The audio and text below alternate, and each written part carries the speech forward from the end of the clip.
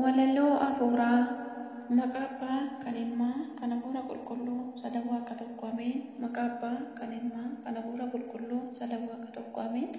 Maqaa abbaa kan ilmaa kan hafuura qulqulluu sadan waaqa tokko ameen. Mata duree walaloo kootii Niqoodimoos mata duree jedhudha.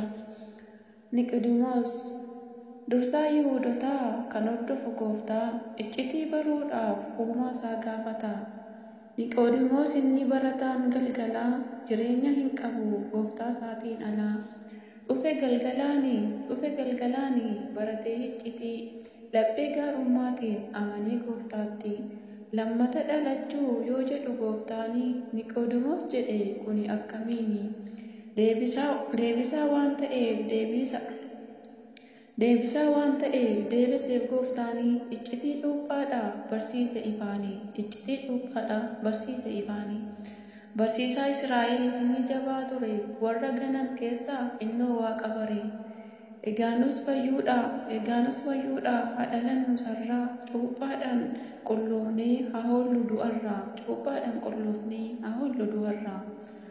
Amanuun cuuphamuun cubbuu nurraa haqaa waan haaraa nu godhee nuuf moggaasa maqaa. Agaafannu dhufnee iccitii barachuu afeenu lapheedhaan mana isaa jiraachuu. Jaalala inni dhugaa kan mucummaa laatu amma du'aatittis kan nama jaallatu.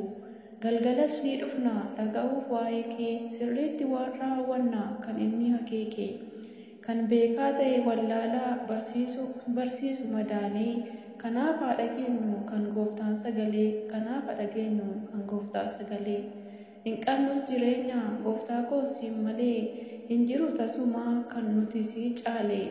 Galgalas ganamas ati hoo kan jirtu osoo nama nuffin hunda kan barsiistu.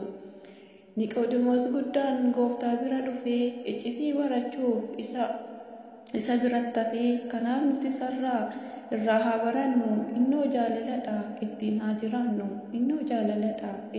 jiraannu.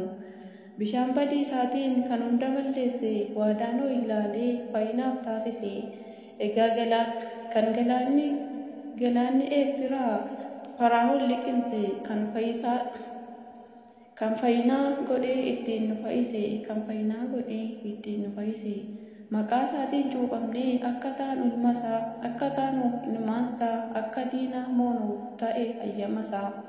Kanaaf kaa cuuphamnee haa taanu gartuusaa mana isaatti dhufnee habarru eenyummaasaa. Niqoodimoos guddaan barsiisaa ulfinaa abbaa simboo addaa kan gorsu sabicha kan barsiisu seeraa gooftaarraa baratee barumsa sahaaraa. Niqoodimoos addaa nutis kanaaf kaasnaa irraa ni barannaa laphee kasoominaa. Kan awwaale gooftaa huccuudhaan kafanee kan dursee dubbate akka duheen hafne qulqulluu ittiin jecha Yoseefii wajjinii awwaale goofticha. Kan hin duune jiraataa jechaati kafane. Du'ee akka nafne sirriitti amane. Niqoodimoos kunoo beekaa hayyuu cimaa barsiisaa Israa'el kan ture beekamaa. Amma garuu hafee gooftaaf bane lapheesaa kunoo galgalaanii bara ticcitiisaa.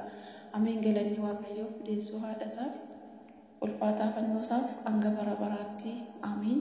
Nutis sagalee kana hundumaan akka jiraannu akka Niqoodimoos nama sarara baratee dubbii isaatti eegamee qajeelfamee hamma dhumaatti cimee dhaabbatee mootummaa ishee samii akka dhaallu akka nu taasisuuf akka nu gargaaruuf fedhaaf jaalala Waaqayyoof haa ta'u. Galanni Waaqayyoof haa ta'u. Ayyaana gaarii isiniif haa ta'u. Eebbifamaa. Ameen.